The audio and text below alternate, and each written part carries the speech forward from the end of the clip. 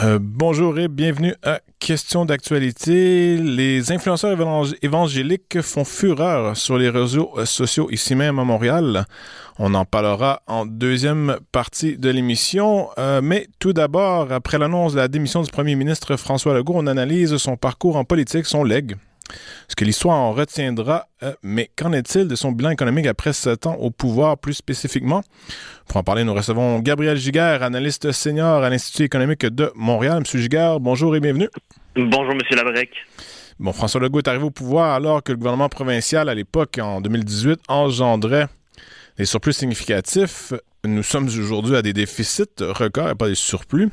Est-ce que c'est l'élément le plus révélateur en termes du bilan économique de François Legault? Est-ce que c'est ce dont on va se rappeler dans le futur en ce qui a trait au bilan économique de François Legault, en gros, les déficits records?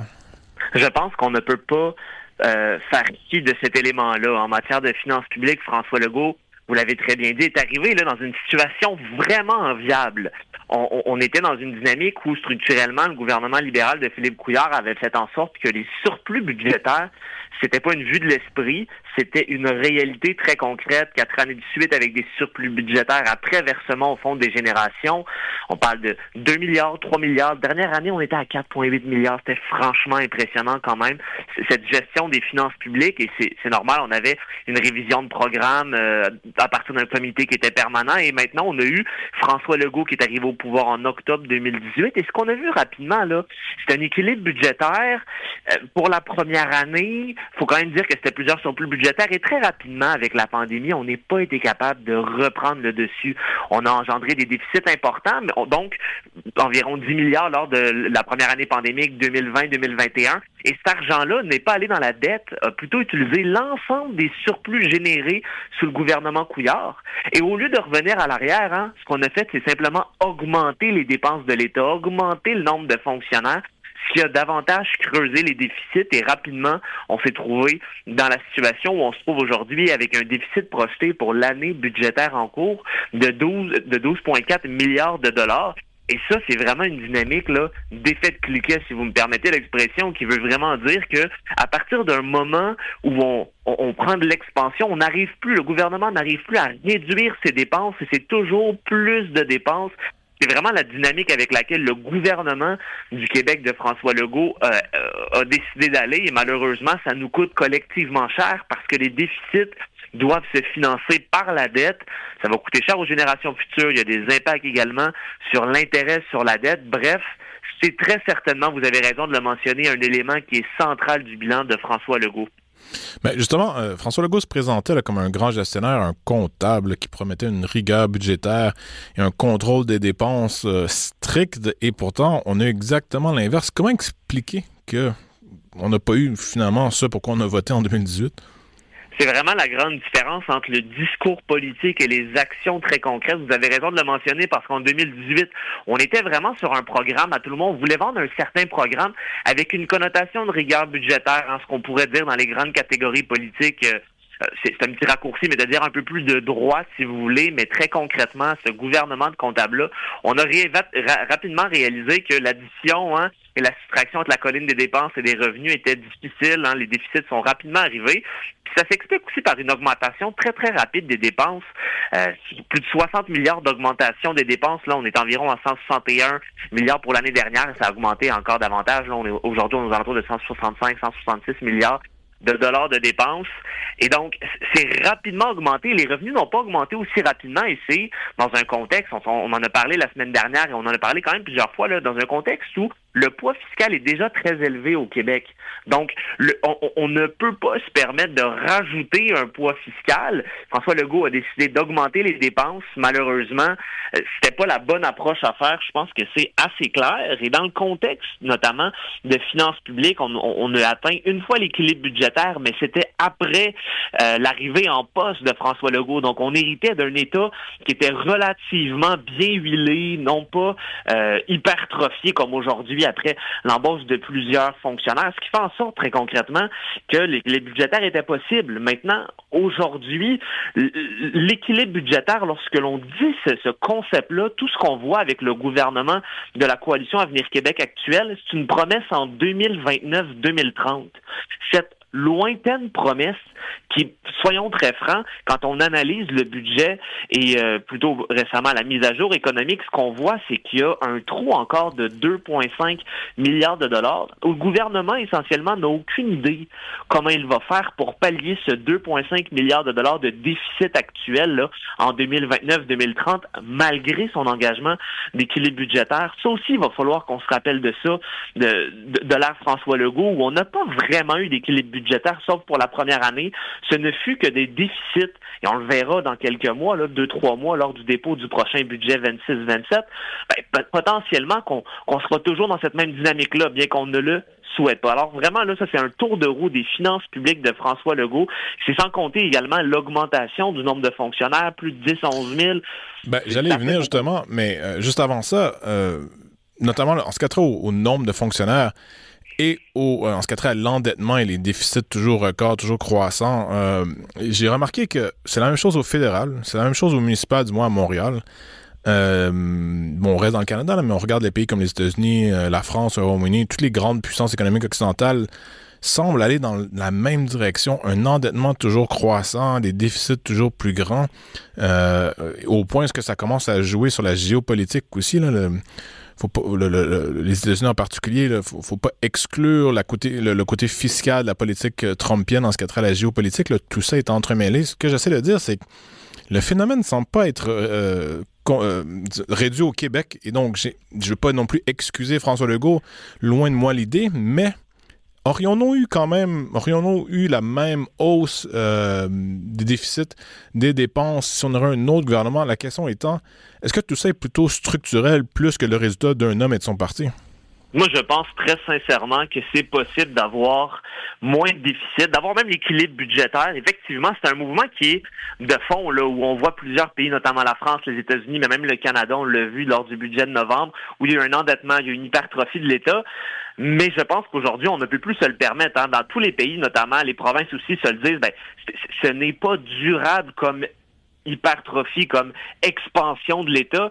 Fait que dans ce contexte-là, je pense qu'il y a un réveil qui va faire mal pour l'ensemble des juridictions. Je pense que c'est assez clair.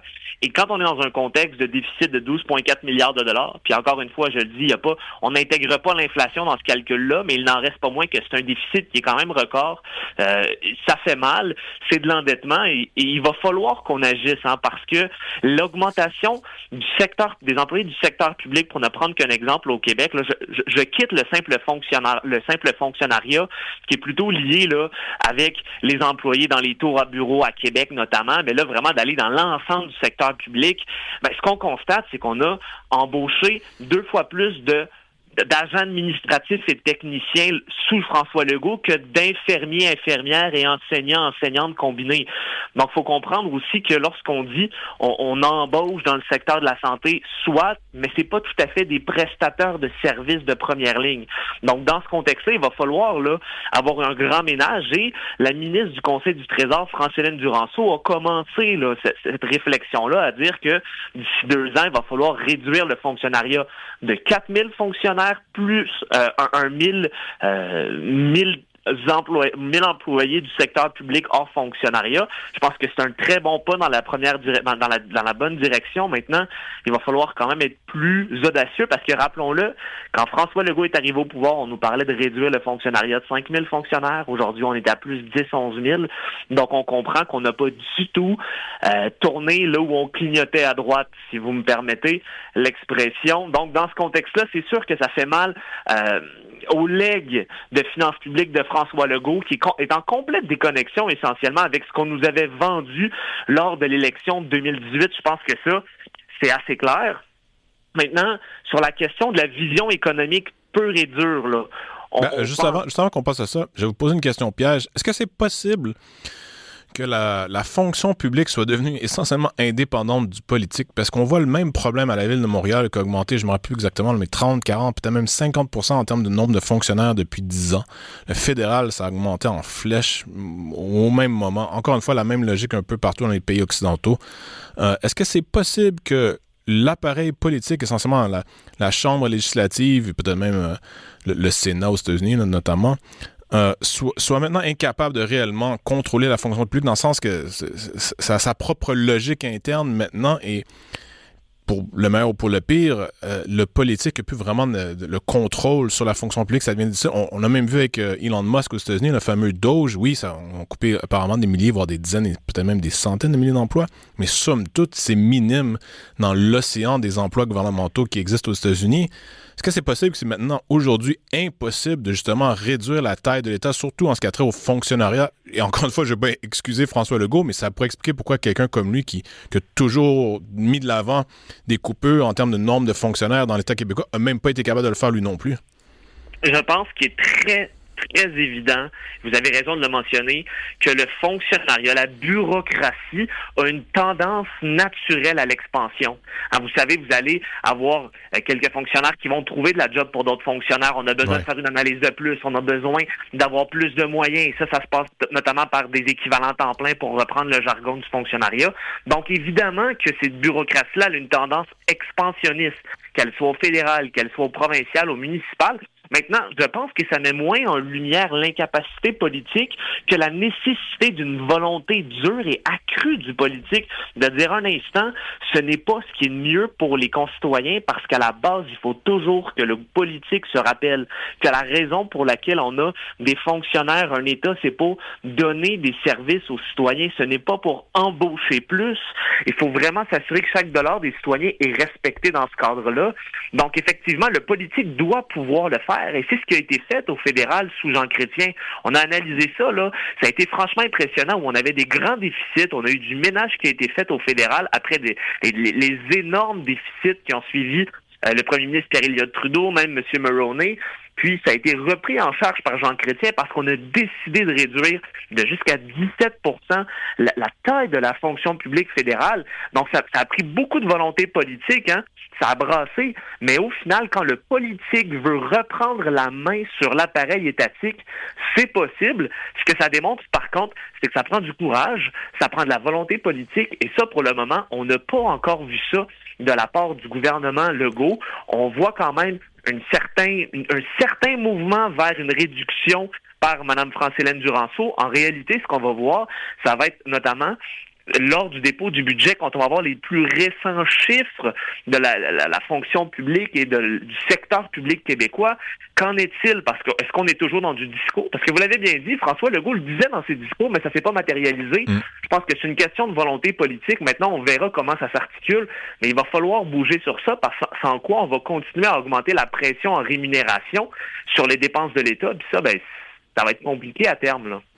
Il nous reste 7 minutes. Passons à l'économie comme telle, à la croissance économique. On parle d'interventionnisme de la CAQ. On peut penser à Nordvolt, Lion Electric, Taiga Motors. Bien sûr, les subventions, notamment le financement public d'entreprises québécoises et étrangères. Quel est le bilan de ce côté-là? Je pense que c'est un bilan qui est assez négatif. On a vu l'approche de François Legault, surtout dans son deuxième mandat, mais pas que, nous expliquer qu'on allait tout miser sur la filière batterie avec une vision très axée sur l'interventionnisme, sur le fait pas d'investir plutôt, mais de s'ingérer dans l'économie, de vouloir dépenser pour des entreprises, des grandes subventions. On l'a vu également dans la réforme d'Investissement Québec, ça plutôt dans la première partie de son mandat, où ce qu'on voyait essentiellement, c'est vraiment de prendre cette organisation-là et d'en faire vraiment le bras d'investissement du gouvernement du Québec. Donc, on a une vision très interventionniste sur le plan économique. Ce qu'on a vu essentiellement, c'est quand même des dynamiques assez difficiles, notamment sur la filière batterie. Là, on peut penser à des échecs, vous l'avez nommé, Nordvolt à 270 millions, Lion Electric, Taiga Motor à 20 millions, mais plus fondamentalement, et on a vu que ça a été réitéré en novembre 2025, donc c'est assez récent, un gouvernement de François Legault, notamment par le biais de Mme Christine Fréchette, hein, qui est la ministre, ou qui était la ministre, on va voir, parce qu'elle veut probablement se lancer dans la course à la chefferie, mais qui avait présenté ce plan-là. Et essentiellement, ce qu'on nous disait, c'est qu'on est fiers d'avoir dépensé 25 milliards de dollars là, pour en subvention, en prêts pardonnables notamment, mais pas que. Donc, c'est vraiment un gouvernement qui est dans l'interventionnisme, et ça, je pense que ça ne nous a pas nécessairement aidé. L'un des éléments qu'on entend beaucoup, et je suis persuadé que vous l'avez entendu souvent, M. Labrec, c'est quand même la comparaison entre le Québec et l'Ontario. Le fameux, le Québec s'est rapproché de l'Ontario, on a réduit l'écart entre les deux. En termes de revenus moyens par citoyen. si je me trompe pas. Là. Vous avez tout à fait raison. Là, en fait, le PIB par habitant, notamment. Et ce qui est intéressant de voir, c'est lorsqu'on prend notamment là, un rapport qui a été produit par la HEC sur la productivité, fort pertinent, qui démontre essentiellement que au courant des dernières années, quand on fait une comparaison entre le Québec et la moyenne des pays de l'OCDE, ce qu'on comprend, c'est qu'on s'appauvrit relativement aux autres pays de l'OCDE. Ce qui est intéressant de voir, c'est que l'Ontario s'appauvrit simplement plus rapidement relativement aux autres pays de l'OCDE. Donc, c'est pas si intéressant que ça, la dynamique du Québec actuelle, d'autant plus que, certes, on s'est enrichi sous le premier mandat de François Legault en PIB par habitant, mais lorsque l'on regarde le deuxième mandat, et ça, c'est dans la mise à jour économique que le gouvernement Legault a produit, en 2022, le PIB par habitant ajusté à l'inflation était plus élevé qu'en 2025 et sera plus élevé encore qu'en 2026. Concrètement, ce que ça veut dire, c'est que notre qualité de vie relative était plus élevée en 2022 qu'aujourd'hui. Et ça, je pense que c'est alarmant. Donc, on peut parler de comparaison avec l'Ontario, mais si on se compare au Québec en tant que Québec, c'est pas si incroyable que ça, surtout pas lors du deuxième mandat. Et relativement aux autres pays de l'OCDE, on est dans un appauvrissement relatif. Alors, mais c'est vrai de tout le Canada. Là. Le PIB moyen par habitant au Canada a chuté depuis quoi? Absolument. 5 ans environ, ce qui est potentiellement, là, essentiellement dû à une augmentation de la population beaucoup plus rapide que l'augmentation de la taille de l'économie et donc une baisse par habitant du PIB. Là. Vous avez raison de le mentionner. Ça fait très certainement partie des certes, parce que c'est un élément qui est incontournable à dire. L'augmentation de la population rapide ne s'est pas suivie nécessairement d'une création de richesse qui était équivalente. Maintenant, est-ce qu'on avait des politiques publiques, notamment en investissement ou en taxation, qui ont eu des effets sur l'investissement? Je pense que oui, mais la question de la population a très certainement joué un rôle sur la question. Est-ce qu'il y a quelque chose de positif là, des 7 ans de François Legault? Il nous reste 3 minutes. Rapidement, je vous dirais la baisse d'impôts que François Legault a proposée et a mis de l'avant, là, la fameuse baisse de 1 point de pourcentage lors du premier palier et deuxième palier. On attend toujours la deuxième partie qui sera un autre point de pourcentage divisé en 0,25% pour les prochains 4 ans. Ça aurait été intéressant de l'avoir avant, mais c'est une bonne chose quand même, cette baisse d'impôt-là. Elle permet de conserver quelques centaines de dollars supplémentaires dans les poches pour les travailleurs et travailleuses québécois. Puis ça, je pense qu'il faut toujours revenir à la base. Hein. C'est quoi de l'imposition? Je pense très sincèrement que lorsqu'un gouvernement réduit le taux d'imposition, c'est simplement qu'il punit moins sa population. Il ne faut pas penser que c'est un cadeau, parce que c'est nous qui avons travaillé pour notre argent. Et ça, je pense que c'est toujours bon, parce que cet argent-là peut être investi, peut être dépensé. Donc, c'est tout à fait positif pour l'économie. Et je pense que François Legault, en la matière, a fait une bonne chose avec son gouvernement de réduire l'imposition des Québécois et des Québécoises. Ben, comment est-ce qu'on peut réduire l'imposition et ne pas réduire les dépenses, par contre? On a déjà eu cette conversation-là à ce micro-ci, mais ça me semble quasiment irresponsable. C'est absolument irresponsable. C'est irresponsable. En fait, ce qui est irresponsable, c'est pas de réduire les impôts. C'est simplement de dire qu'on va constamment augmenter les dépenses. Vous comprenez? Donc, je pense qu'il faut bien comprendre que la réduction d'impôts dans un contexte de forte pression fiscale que vivent les Québécois et les Québécoises est tout à fait normal. Mais quand on se dit qu'on va en même temps augmenter les dépenses en transport, notamment pour le transport en commun et autres, augmenter certaines subventions en environnement, ben là, il va falloir se dire que, vous savez, l'économie, c'est vous n'avez pas le choix de faire des choix avec des ressources limitées. Mm-hmm. Alors, si vous voulez laisser l'argent dans les poches des Québécois, ce qui est une chose géniale, parce que je pense que chacun est plus propice d'utiliser son argent à bon escient que le gouvernement va l'utiliser. Maintenant, si on décide de tout donner aux Québécois, il n'y a rien de gratuit dans la vie. Donc, c'est nous qui allons le payer quand même, par la taxe, par l'inflation. Bref, je pense qu'il faut retenir ça. Le bilan de François Legault n'a pas été tout rose, notamment en matière de finances publiques, en vision économique. C'est une petite tape dans le dos quand même que de parler de baisse d'impôts, mais globalement, je ne pense pas que c'était tout rose ce règne de François Legault. Il nous reste 45 secondes. Comment entrevoyez-vous l'avenir économique du Québec après François Legault? Est-ce qu'on risque de rester dans les déficits et dans l'interventionnisme, ou là, on a peut-être appris notre leçon, comme on dit, et ça pourrait s'inverser dans 30 secondes?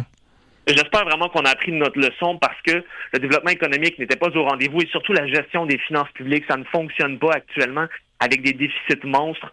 On a besoin d'un grand ménage de l'État. On a besoin de se recentrer sur les missions essentielles, arrêter de vouloir tout fournir aux Québécois, aux Québécoises, parce que c'est eux qui payons. Si on demande dans un sondage, est-ce que vous voulez plus de ci, plus de ça, probablement qu'on va répondre oui, mais très concrètement... Après, on répond qu'on ne veut pas payer d'impôts. Voilà. Donc, concrètement, ça prend un grand ménage, ça prend un recentrage de la vision économique pour laisser les entrepreneurs créer de la richesse, parce que c'est pas le gouvernement qui va créer de la richesse au Québec. Gabriel Giguère, analyste senior à l'Institut économique de Montréal, un grand merci. Toujours un plaisir. Après la pause, on discute des influenceurs évangéliques et de l'influence des chrétiens dits ultra-conservateurs au sein de l'administration Trump.